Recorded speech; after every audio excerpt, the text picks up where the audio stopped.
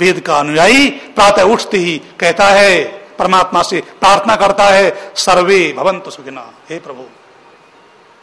वो ये नहीं कहता वेद का अनुयायी कि जो वेद को नहीं मानता उसका सिर धड़ से अलग कर दो, उसको जीने का अधिकार नहीं है। वेद का अनुयायी ऐसा कभी नहीं कहता। वेद का अनुयायी कहता है, वेद को मानने वाला भी न मानने वाला भी, हे प्रभु सारी दुनिया के लोगों का सर्वे भवन्तु सुखिनः, सब सुखी हों। और क्या कहता है, सर्वे सन्तु निरामया, सब निरोग हों, सर्वे भद्राणि पश्यन्तु, सब अच्छा देखें, हे प्रभु न कश्चित् दुख भाग भवेत्, किसी को भी दुख नहीं हो। 3 प्रकार के दुख हैं, इन तीनों दुखों में से किसी को भी कोई सा भी दुख नहीं हो। केवल वेद के मानने वाले को नहीं, जो वेद को नहीं मानता उसको भी दुख नहीं हो। मनु महाराज ने इस कारण से धर्म की 4 कसौटियां दी हैं। पहली कसौटी, जो वेद को मानते हैं उनके लिए वेद परम प्रमाण है। स्मृति, मनुस्मृति, या जो परंपरा से रीति रिवाज चले आ रहे हैं, परंपरा से हमारे पिता ने बताया, उनको उनके पिता ने बताया, हमारी सास ने बताया, उनको हमारी सास ने बताया, उनकी सास ने बताया।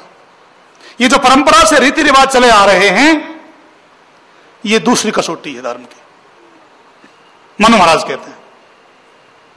और तीसरी कसौटी है सदाचार, जो महापुरुषों ने आचरण किया है, जिस मार्ग पर महापुरुष गए हैं। यक्ष ने युधिष्ठिर से पूछा, रास्ता कौन सा है? जिस रास्ते से महापुरुष गए हैं वो रास्ता है। तो मनु महाराज कहते हैं, धर्म की तीसरी कसौटी है जिस आचरण का महापुरुषों ने पालन किया है, सत्पुरुषों ने आचरण किया है, जिस व्यवहार पर, वो सदाचार।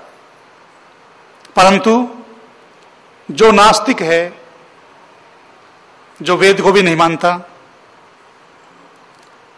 परंपराओं को, रीति रिवाजों को ढकोसले कहता है, ढोंग कहता है, पाखंड कहता है, श्रुति की भी निंदा करता है, और सदाचार से जिसका दूर दूर तक का वास्ता भी नहीं है। वेद तो और वेद के अनुयायी हम तो उनके कल्याण की भी कामना करते हैं। इसलिए महर्षि मनु कहते हैं, चौथी कसौटी, महर्षि वेदव्यास जी महाभारत में मनु की उस बात का समर्थन करते हुए कहते हैं, श्रूयताम धर्म सर्वस्वम, दुनिया के लोगों सुनो, श्रूयताम धर्म सर्वस्वम श्रुत्वा च अवधार्यताम, धर्म के सार को सुनो और सुन करके उसको धारण करो। केवल सुनना सुनना नहीं, केवल याद करना नहीं, उसको अपने जीवन में धारणा। कहीं कथा हो रही थी, देखो विद्या के 4 प्रकार हैं। महाभाष्य महर्षि पतंजलि कहते हैं, चतुर्भि प्रकारैः विद्योपयुक्ता भवति। ये आप विद्या पढ़ रहे हैं, ये वेद का ज्ञान आप सुन रहे हैं। विद्या ज्ञान चतुर्भि प्रकारैः उपयुक्ता भवति, 4 प्रकार से आता है ज्ञान। विद्या 4 प्रकार से आती है। कैसे? आगम कालेन, स्वाध्याय कालेन, प्रवचन कालेन, व्यवहार कालेन इति। एक आगम काल, आप सुन रहे हैं, ये आपका आगम काल है। मैंने अपने गुरु के मुख से जो कुछ सुना है, गुरुओं के चरणों में बैठ करके जो कुछ पढ़ा है, जो जाना है, एक विद्यार्थी शिक्षक के सामने बैठ करके जो पढ़ता है वो आगम काल है। ये पहला प्रकार है विद्या का। महाभाष्यकार महर्षि पतंजलि कहते हैं ऐसा। और दूसरा प्रकार है स्वाध्याय काल। आप लोग ये सुन रहे हैं,